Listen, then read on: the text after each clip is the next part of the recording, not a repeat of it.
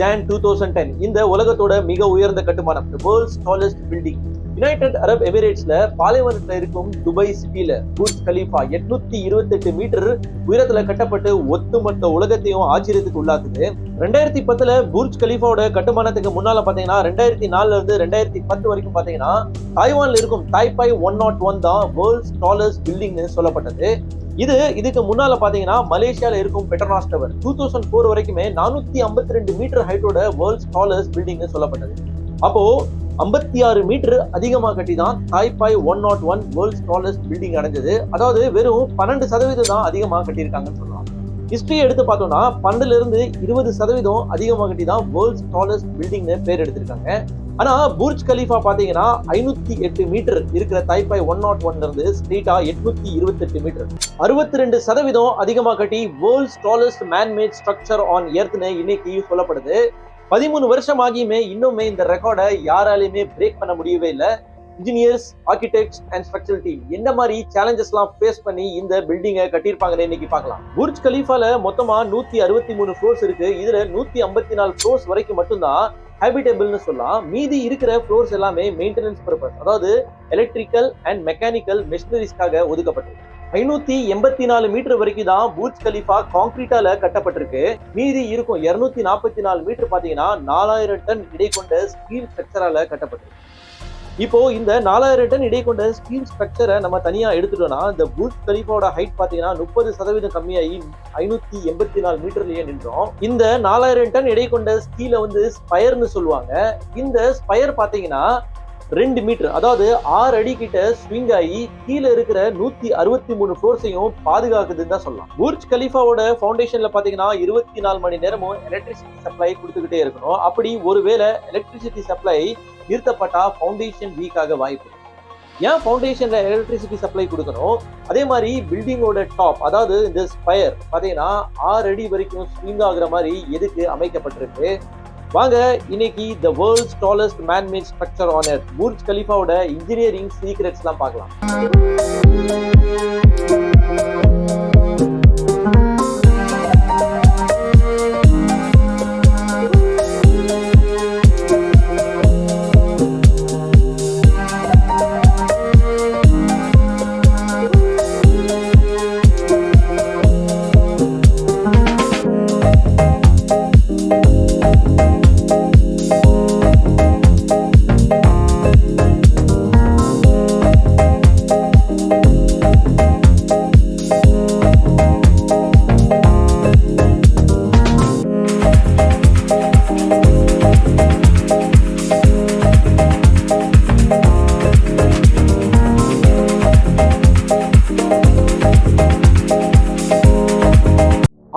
1990களில் பாத்தீங்கன்னா துபாய் மணல், புயல், வெப்பக்காற்று, தண்ணி வரைக்கும் கூட கிடையாது. சுற்றி எங்க பார்த்தாலுமே பாலைவனமா இருக்கும். இன்னைக்கு உலகத்தோட ஒன் ஆஃப் த ரிச்சஸ்ட் கண்ட்ரியா இருக்கு. இங்கதான் world class hotels, world class roads, world class shopping malls, ஏன் போலீஸ் கூட பாத்தீங்கன்னா லம்போர்கினி அண்ட் ஃபெராரி கார்ஸ் தான் யூஸ் பண்ணுவாங்க. இந்தியாவோட வெஸ்ட்ல யுனைடெட் அரப் எமிரேட்ஸ் இருக்கு. எமிரேட்ஸ் ஆஃப் துபாய்ல ஒரு பக்கம் பாத்தீங்கன்னா அரேபியன் கல்ஃப், இன்னொரு பக்கம் பாத்தீங்கன்னா கல்ஃப் ஆஃப் ஒமான். இங்கதான் சிட்டி ஆஃப் துபாய் அமைஞ்சிருக்கு. 20th செஞ்சுரியில துபாயோட லீடர்ஸ் எல்லாம் என்ன பிளான் பண்றாங்கன்னா இத இன்டர்நேஷனல் டூரிசம் ஹப்பா மாத்தணும் முடிவெடுக்கிறாங்க. டூரிசமை அதிகப்படுத்துறதுக்கு வேர்ல்டு டாலஸ்ட் பில்டிங் அமைக்கலான்னு முடிவு பண்றாங்க. 6th January 2004 அன்னைக்கு துபாயோட இந்த பாலைவனத்துல புர்ஜ் கலீஃபாக்கான ஃபவுண்டேஷன் குழி எடுக்கப்படுது. இந்த ப்ராஜெக்ட்ஸ்க்கான வேலையை துபாயோட பிரஸ்டீஜியஸ் அண்ட் ஃபேமஸ் ஃபார்மான இமார் ப்ராஜெக்ட்ஸ்க்கு கொடுக்கப்படுது. இந்த ப்ராஜெக்டோட ஆர்கிடெக்ட்ஸ் யாருன்னு பாத்தீங்கன்னா அமெரிக்காவை சேர்ந்த ஸ்கிட்மோர், ஓனிங் அண்ட் மெரிஸ். இவங்க ஆல்ரெடி பாத்தீங்கன்னா சியர்ஸ் டவர்ஸ், அதாவது 1973ல இருந்து 1998, அதாவது 25 வருஷத்துக்கு பாத்தீங்கன்னா இதுதான் வேர்ல்டோட டாலஸ்ட் பில்டிங்கா இருந்திருக்கு. இந்த ப்ராஜெக்ட்ஸ்க்கான சீஃப் ஆர்கிடெக்டோட ஸ்ட்ரக்சரல் இன்ஜினியர் யாருன்னு பாத்தீங்கன்னா வில்லியம் எஃப் பேக்கர். புர்ஜ் கலீஃபாவோட இனிஷியல் கன்ஸ்ட்ரக்ஷன் ஸ்டார்ட் ஆகிற ஸ்டேஜ்ல, அதாவது டிசைன் ஸ்டேஜ்ல பாத்தீங்கன்னா 550 மீட்டர் தான் மேக்ஸிமம் ஹைட்ல கட்ட போறோம்னு அபிஷியலா அனௌன்ஸ் பண்றாங்க. அதாவது வேர்ல்ட்ஸ் டாலஸ்ட் பில்டிங் தாய்பாய் 101 இருக்கு இல்லையா, அதோட 48 மீட்டர் அதிகமா கட்ட போறோம்னு சொல்றாங்க. ஆர்கிடெக்ட்ஸ் அண்ட் ஸ்ட்ரக்சர் இன்ஜினியர்ஸ் பாத்தீங்கன்னா இந்த புர்ஜ் கலீஃபாவோட ஃபவுண்டேஷன் மிகவும் ஸ்ட்ராங்காகவும் உறுதியா இருக்குன்னு நம்புறாங்க. இப்போ துபாயோட லீடர்ஸ் இது ஆஸ்பிரேஷன்ஸ் அதிகமாகுது, இன்னும் கொஞ்சம் மேல ஏத்துங்கன்னு போயிட்டு ஃபைனலா 278 மீட்டர் அதிகம் பண்றாங்க. பில்டிங் முடிக்கிறப்ப இது 828 மீட்டர் அதிகமான ஹைட்ல அச்சீவ் பண்ணி கட்ட முடியும். இப்போ நீங்க வீடியோல பார்த்துட்டு இருக்கிற இதுதான் பட்ரஸ் கோர் சிஸ்டம். இந்த டெக்னாலஜியை யூஸ் பண்ணி தான் இந்த ஒட்டுமொத்த பில்டிங்கும் இவ்வளவு ஹைட்டா வெற்றிகரமா கட்ட முடிஞ்சிருக்கு. ஆர்கிடெக்ட்ஸ் பில்டிங்கை கட்டுறதுக்கு ஸ்பைடர் லில்லின்னு ஒரு ஃப்ளவர் தான் இன்ஸ்பிரேஷனா எடுத்துக்கிறாங்க. இப்போ இந்த டவரோட ராஃப்ட் பாத்தீங்கன்னா ஒய் ஷேப்ல ஒரு ஃப்ளவர் டிசைன்ல இருக்கும்.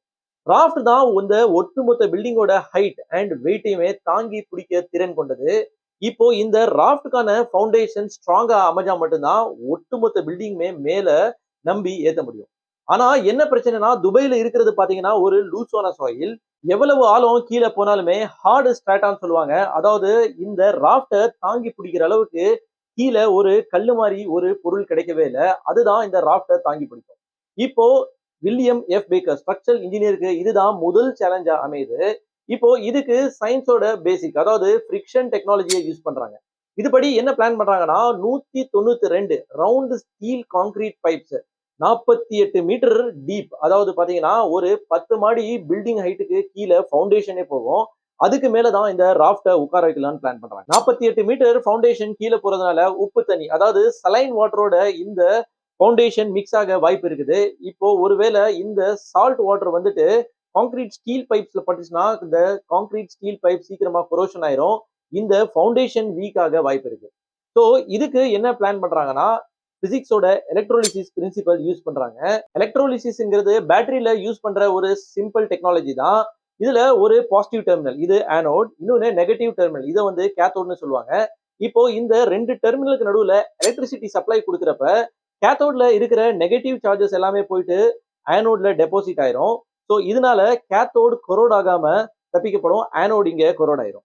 இப்போ இதே டெக்னாலஜி தான் இங்கேயுமே யூஸ் பண்றாங்க. ஃபவுண்டேஷனோட ரவுண்ட் ஸ்டீல் கான்கிரீட் பைப்ஸ் இருக்கு இல்லையா, இதை கேத்தோடா கன்சிடர் பண்றாங்க. அதே மாதிரி ஆனோடுக்கு வந்து பாத்தீங்கன்னா ஒரு டெம்பரரி டைட்டானியம் மெஷ் எடுத்துக்கிறாங்க. இப்போ இது ரெண்டுக்கு நடுவுல எலக்ட்ரிசிட்டி கொடுக்குறப்ப என்ன ஆகுதுன்னா கேத்தோடு வந்து கொரோட் ஆகாம இருக்குது, ஆனா ஆனோடு கொரோட் ஆகுது. இப்போ ஆனோடு அதிகமா கொரோட் ஆனதுக்கு அப்புறம் இந்த டைட்டானியம் மெஷ்ஷை ஒரு ஸ்டேஜுக்கு அப்புறம் ரீப்ளேஸ் பண்ணி புது மெஷ் போடுவாங்க. இதுக்கு தான் நான் வீடியோட ஆரம்பத்துல எலக்ட்ரிசிட்டி சப்ளை இந்த ஃபவுண்டேஷனுக்கு கண்டினியூஸா இருக்கணும்னு சொல்லியிருந்தேன். ஆனா இந்த எலக்ட்ரிசிட்டி சப்ளை பாத்தீங்கன்னா டிசி கரண்டா தான் இருக்கும். ஒருவேளை அதிகமான கரண்ட் கொடுத்தா கூட ஆபத்து தான். இது இந்த ஸ்டீல் பைப்ஸ்ல கிராக் உண்டாக்கி இது ஃபவுண்டேஷனை வீக் பண்றதுக்கு வாய்ப்பு இருக்கு. ஸோ எவ்வளவு கரண்ட் மினிமமா தேவையோ அவ்வளவு கரண்ட் மட்டும் கண்டினியூஸா சப்ளை கொடுத்துக்கிட்டே இருக்கும். ஃபவுண்டேஷன் அண்ட் ராஃப்ட் இப்போ ஸ்ட்ராங் ஆயிருச்சு. இப்போ ராஃப்டோட சென்டர்ல இருந்து பாத்தீங்கன்னா ஒரு hexagonal shape concrete structure 163 floor வரைக்குமே ரேஸ் பண்ணப்படுது. இது பாக்குறதுக்கு எப்படி இருக்கும்னா நீங்க ஒரு பென்சிலை ஷார்ப் பண்ணி கவுத்தி வச்சா எப்படி இருக்குமோ அப்படி இருக்கும். இப்போ இந்த ஹெக்ஸகனல் ஷேப்க்கு வந்துட்டு சப்போர்ட் கண்டிப்பா வேணும். இதுக்கு டேம்ல யூஸ் பண்ற டெக்னாலஜியை யூஸ் பண்றாங்க, அதாவது பட்ரஸ் வால் டெக்னாலஜி யூஸ் பண்றாங்க. இந்த பட்ரஸ் வால் மூலியமா தான் இந்த என்டையர் ஹெக்ஸகனல் ஸ்ட்ரக்சருக்கு சப்போர்ட் பண்றாங்க. இந்த பட்ரஸ் வால் ஒன்லி சப்போர்ட்டுக்கு மட்டும் பயன்படாம ஆர்கிடெக்ட்ஸ் இதை எப்படி டிசைன் பண்ணிருக்காங்கன்னா மேல இருக்கிற ஃப்ளோர்ஸ்க்கு பாத்தீங்கன்னா இது ஒரு ஸ்பேஸாவும் பயன்படுற மாதிரி பண்ணிருக்காங்க. இப்போ இந்த டவரை வந்து நீங்க மேல இருந்து பாத்தீங்கன்னா ஒரு ஸ்பைரல் ஷேப்ல இருக்கும். இது காற்று ஈஸியா வெளியேறதுக்கு பயன்படும். ஏப்ரல் 2008 584 மீட்டர் அச்சீவ் பண்ணி வேர்ல்ட்ஸ் டாலஸ்ட் மேன் மேட் ஸ்ட்ரக்சர்னு இதை அறிவிச்சிடறாங்க. ஆனா வேலை இப்போ 80% தான் முடிஞ்சிருக்கு. இன்னும் 20% நான் ஆரம்பத்தை சொல்லியிருந்தேன் இல்லையா, அந்த 244 மீட்டர் அந்த ஸ்டீல் ஸ்ட்ரக்சர், அதாவது இதுவே ஒரு ஸ்கை ஸ்கிராப்பரோட ஹைட் இருக்கும்னு சொல்லலாம். இதோட இடை பாத்தீங்கன்னா 4000 டன். இவ்வளவு வெயிட் இவ்வளவு ஹைட் தூக்கி ஒரு 584 மீட்டர் பில்டிங் மேல வைக்கிற டெக்னாலஜி எதுவும் கிடையாது. இப்போ இன்ஜினியர்ஸ் இதுக்கான சொல்யூஷன் தேடியே ஆகணும்.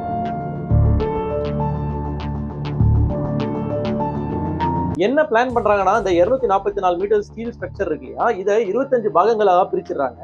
பிரிச்சு இதை சைட்லயே வச்சு ஃபேப்ரிகேஷன் பண்ணி ஹைட்ராலிக் மோட்டர்ஸ் மூலியமா ஒரு பாகமா மேல ஏற்றப்படுது. ஏன் இந்த ஹைட்டுக்கு மேல ஸ்டீல் ஸ்ட்ரக்சர் பயன்படுத்தப்படுதுன்னா கான்கிரீட் வந்துட்டு ஒரு பிளெக்சிபிள் மெட்டீரியல் கிடையாது. இந்த ஹைட்ல பாத்தீங்கன்னா ஆல்மோஸ்ட் 250 km/h வேகத்துல காற்று வீச வாய்ப்பு இருக்கு. இதுல கான்கிரீட்ல வந்துட்டு கிராக் விழும், இது கீழே இருக்கிற ஃபவுண்டேஷனே பாதிக்கும். ஆனா இந்த ஸ்டீல் ஸ்ட்ரக்சர் பாத்தீங்கன்னா ஒரு பிளெக்சிபிளான மெட்டீரியல். இப்போ இதுதான் நான் ஆரம்பத்தை சொல்லியிருந்தேன், காற்றோட வேகத்துக்கு ஏத்த மாதிரி இது ஸ்விங் ஆகி பில்டிங்கோட 163 ஃப்ளோர்ஸையும் சேஃப்டி பண்றது மட்டும் இல்லாம பில்டிங்கோட ஃபவுண்டேஷன்லயும் இதோட தாக்கத்தை ஏற்படுத்தாம பார்த்துருக்கு. 2 மீட்டர், அதாவது 6 அடி வரைக்குமே இந்த ஸ்டீல் ஸ்ட்ரக்சர் ஸ்விங் ஆகுற மாதிரி டிசைன் பண்ணப்பட்டிருக்கு. இப்போ இந்த ஸ்டீல் ஸ்ட்ரக்சர் மேல தான் இந்த உலகத்தோட மோஸ்ட் அட்வான்ஸ்டு லைட்டிங் அரஸ்டர் இந்த புர்ஜ் கலீஃபா மேல வச்சிருக்காங்க. இந்த ஒரு லைட்டிங் அரஸ்டரே பாத்தீங்கன்னா என்டையர் துபாய் சிட்டியவே லைட்டிங் ஸ்பைக்ஸ்ல இருந்து காப்பாற்றும். இது வரைக்கும் இது 17ல இருந்து 18 தடவை லைட்டிங் ஸ்பைக்ஸ் வந்து அப்சர்வ் பண்ணிருக்குன்னு சொல்றாங்க. இதை லைட்டிங் ஸ்பைக்ஸ் ஒரு தடவையும் அப்சர்வ் பண்றப்ப ஒரு பேட்டரி போயிட்டு மாற்ற வேண்டியது இருக்கும். இதுக்கான மெயின்டெனன்ஸ் டீம் பாத்தீங்கன்னா 80 மீட்டர் வெர்டிகலா கிளைம் பண்ணி தான் இந்த லைட்டிங் அரஸ்டர்ல உள்ள பேட்டரியை வந்து ரீப்ளேஸ் பண்ணுவாங்க. ஏன்னா லிஃப்ட் வந்து பாத்தீங்கன்னா புர்ஜ் கலீஃபால 163 ஃப்ளோர் வரைக்கும் அவைலபிளா இருக்கு. இப்போ ஆர்கிடெக்ட்ஸ் அண்ட் இன்ஜினியர்ஸ் பாத்தீங்கன்னா 828 மீட்டரையும் சக்சஸ்ஃபுல்லா அச்சீவ் பண்ணிட்டாங்க. ஆனா இப்போ ஒரு புது சேலஞ்ச் அவங்க முன்னால வந்து நிக்குது. அதுதான் இந்த புர்ஜ் கலீஃபால போட போற விண்டோ பேனல்.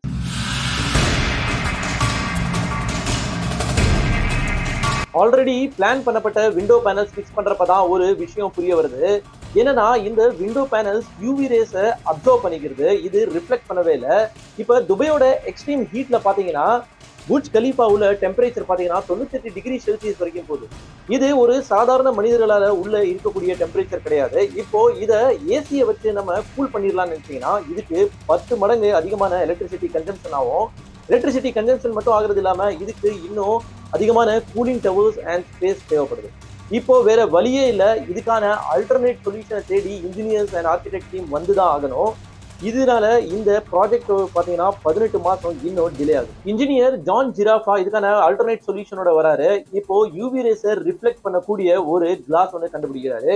இது ஒரு ஸ்பெஷல் கைண்ட் ஆஃப் கிளாஸ். இந்த ஒரு கிளாஸ் தயாரிக்கிறதுக்கே பாத்தீங்கன்னா $2000 ஆகும். ஒட்டுமொத்தமா இந்த புர்ஜ் கலீஃபால பாத்தீங்கன்னா 24,000 பேனல் வந்து பயன்படும்.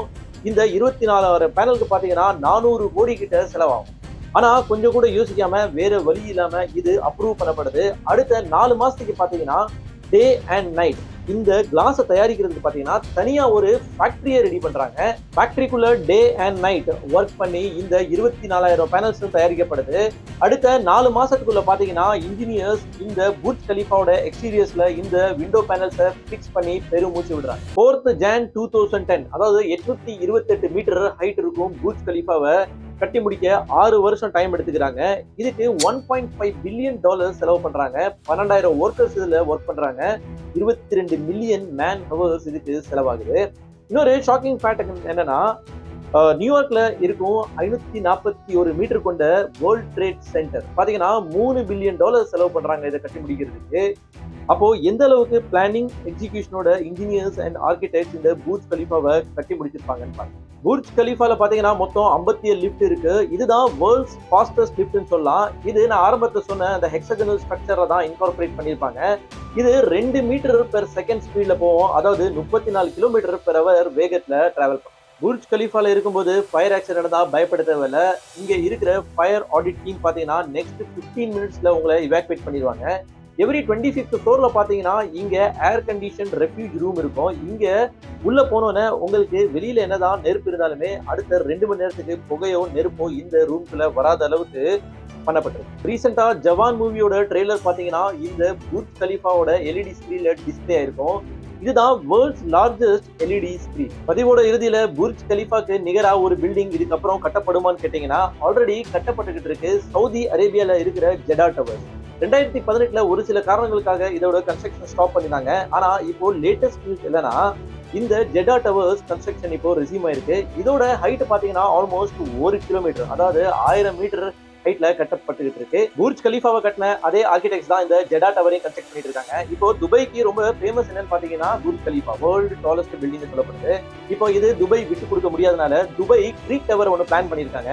இது ஜஸ்ட் அப்சர்வேஷன் டவரா தான் இருக்கும். அப்சர்வேஷன் டவர்னா இப்போ புர்ஜ் கலீஃபா பாத்தீங்கன்னா ஹோட்டல்ஸ், ரெசிடென்ட், ஆஃபீஸ் ஸ்பேஸ் இருக்கியா, அதுல அந்த மாதிரி எதுவும் இருக்காது. இது அந்த ஹைட்டுக்கு போயிட்டு நம்ம விசிட் மட்டும் பண்ணலாம். அதாவது ஜஸ்ட் ஒரு அப்சர்வேஷன் டவர். இதோட ஹைட் பாத்தீங்கன்னா 1.4 கிலோமீட்டர் கிட்ட இருக்கும்னு இப்போதைக்கு சொல்லப்படுது. புர்ஜ் கலீஃபாவை நீங்க ஒரு விசிட்டரை போய் கூட பார்க்கலாம்.